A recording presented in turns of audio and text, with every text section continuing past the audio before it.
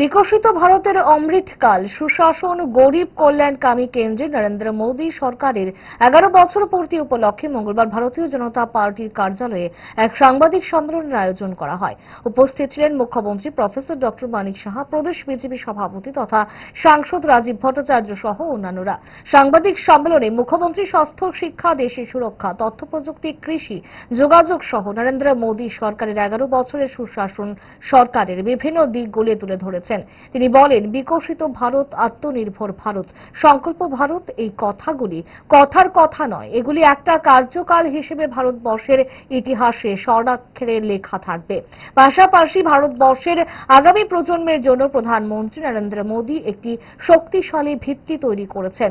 2014 সালের আগে ভারতবর্ষের এমন একটা অবস্থা ছিল যে দেশ এক থাকবে কিনা সেটাই ছিল বড় প্রশ্ন। 2014 সালের আগে দুর্নীতি গোটা দেশে একটা প্রাতিষ্ঠানিক রূপ পেয়েছিল। শুনুন মুখ্যমন্ত্রী কি বলছে। এখানে আইন শৃঙ্খলাই বলুন, সব দিকে মানুষের নিরাপত্তাই বলুন, সব দিকে আমরা কিন্তু সেইভাবে কাজ করছি। আজকে বিকশিত ভারত, আত্মনির্ভর ভারত এবং সংকল্প থেকে সিদ্ধি, এই কথাগুলো কিন্তু কথার কথা না, এগুলো কিন্তু আজকে আমরা দেখছি একটা কার্যকাল হিসাবে ভারতবর্ষের ইতিহাসে সেটা আমরা বলবো যে স্বর্ণাক্ষরে লেখা থাকবে। আমি নিশ্চিত আগামী দিনে ভারতবর্ষের ইতিহাস যখন নেক্সট জেনারেশন মানুষ দেখবে যে কিভাবে অমৃতকালে মাননীয় প্রধানমন্ত্রীজির নেতৃত্বে এই সরকার চলেছে।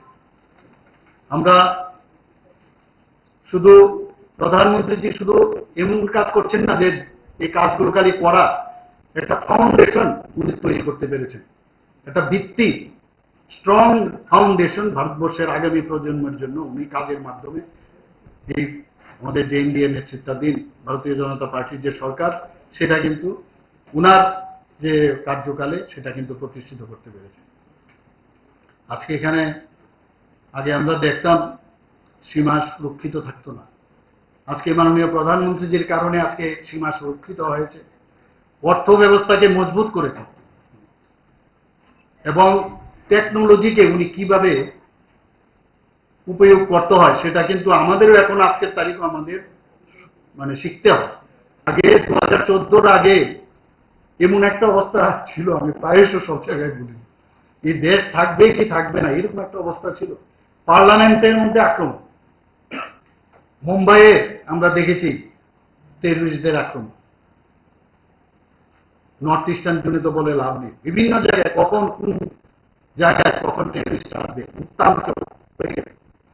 সেই জায়গায় 2014 পর মাননীয় প্রধানমন্ত্রী সেটাকে আজকে আমরা দেখছি কিভাবে দেশকে সুরক্ষিত করেছে।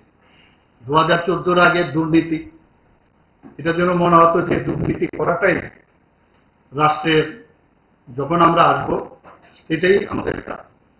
কেলেঙ্কারি, বিভিন্ন স্কিম, এগুলো আমরা দেখতে পেয়েছি। এবং নেপোটিজমের আরেকটা নেপোটিজম, যে আমার লোকদের পাইয়ে দেওয়ার যে বিষয়, সেইগুলো এখানে আমার ত্রিপুরা রাজ্যেও ভারতবর্ষের সব জায়গায় আমরা দেখতে